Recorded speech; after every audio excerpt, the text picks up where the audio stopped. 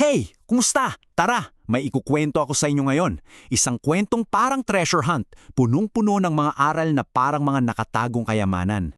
Pero, teka lang, hindi ito yung ordinaryong kwento lang. Isipin mo, para tayong aakyat ng bundok. Pero hindi para mapagod aakyat tayo para tumuklas ng mga sikreto para sa tunay na kaligayahan.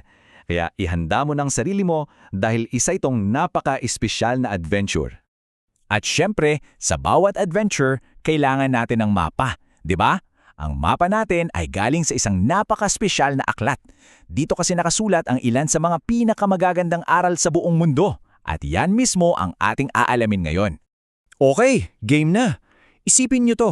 Noong unang panahon, umakyat sa isang bundok ang pinakadakilang guro, si Jesus. At hindi to isang simpleng hiking trip lang. Umakyat siya para ibahagi ang mga pinakamahalagang aral sa buhay. At alam nyo ba kung anong nakakabilib? Hindi lang mga alagad niya ang sumama. Ang dami-daming tao, galing pa sa iba't ibang lugar, ang umakyat din. Bakit kaya? Kasi alam nila, nararamdaman nila sa puso nila na may sasabihin siyang napakahalaga. Isang bagay na pwedeng magbago ng buhay nila. So, ano ba yung mga unang sekretong yon? Ang tawag dito ay Beatitudes. Alam mo, para silang mga secret recipe para sa kaligayahan. Hindi yung klase ng saya na nakukuha sa bagong gadget o laruan Ito yung totoong saya na nararamdaman mo dito sa loob. Unang recipe, mapalad ang mga mapagpakumbabang loob. Ano kaya to? Well, hindi ito tungkol sa pera. Ang ibig sabihin nito, yung alam mo sa puso mo na kailangan mo ng gabay. Yung pagiging bukas para matuto ng mga bago, lalo na kung galing sa Diyos. O heto ang isang magandang paraan para isipin yan. Parang may dalang backpack na walang laman. At dahil wala siyang laman, handa siyang mapuno ng mga magagandang bagay tulad ng mga aral at kabutihan mula sa Diyos. Kapag mapagkumbaba ka, ganyan ang puso mo. Laging may space para sa magagandang bagay. Okay, next secret ingredient para sa kaligayahan, ang pagiging maawain. Ang ganda nito, no?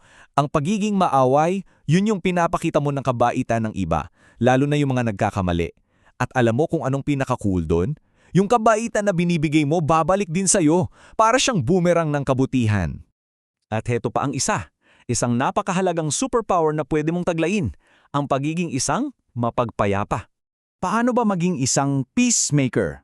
Simple lang, ikaw ba yung umaawat pag may nag-aaway kang mga kaibigan? O ikaw ba yung nananatiling kalmado kahit mainit na ang ulo ng iba? Kung oo ang sagot mo, aba, isa ka ng peacemaker. At ayon sa aral na ito, isa kang tunay na anak ng Diyos. Bukod sa mga sikreto sa kaligayahan, may tinuro pa si Jesus doon sa bundok. Isang espesyal na paraan kung paano natin kakausapin ang Diyos. Ito ay isang panalangin na simple lang pakinggan pero siksik na siksik sa kahulugan. Silipin natin ng mabilis ang mga bahagi nito. Unang-una, pinupuri natin ang Diyos, tapos hinihiling natin na mangyari ang kanyang mabuting plano. Pagkatapos niyan, humingi tayo para sa ating pang-araw-araw na pangangailangan. At ito, napaka-importante, humihingi tayo ng tawad kasabay ng pagpapatawad natin sa iba.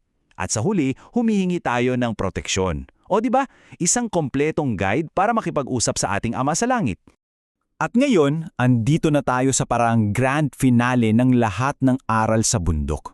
Ito yung tinatawag na gintong aral. Alam mo, kung may isa lang na aral na tatatak sa isip at puso mo mula sa araw na ito, sana ito na yon. Pero bago ko sabihin kung ano yon, isipin mo muna, kung may isang rule ka lang na susundin para maging masaya at maayos ang pakikisama mo sa lahat, ano kaya yon? Handa ka na? Ito na ang gintong aral. Simple lang pakinggan pero sobrang lakas ng epekto nito. Sabi dito, kung ano ang gusto mong gawin sa'yo ng ibang tao, yun din ang gawin mo sa kanila. At tingnan natin kung gaano ito kadaling gawin araw-araw. Halimbawa, gusto mo bang respetuhin ka? E di magpakita ka rin ng respeto. Gusto mo bang tratuhin ka ng mabait? Aba maging mabait ka rin sa iba. Gusto mo bang may tumutulong sa'yo pag kailangan mo? Tumulong ka rin sa kapwa. Gusto mo bang iniintindi ka?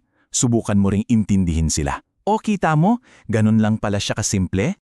Ayan, tapos na ang pag-akyat natin sa bundok ng mga aral. Pero alam mo, dito pa lang talaga magsisimula ang tunay na adventure. Yung adventure ng pagsasabuhay ng lahat ng ating natutunan. Laging mong tatandaan ha, ang bawat aral na napulot natin ngayon ay parang mga hiyas, mga kayamanan na pwede mong itago at ingatan sa iyong puso.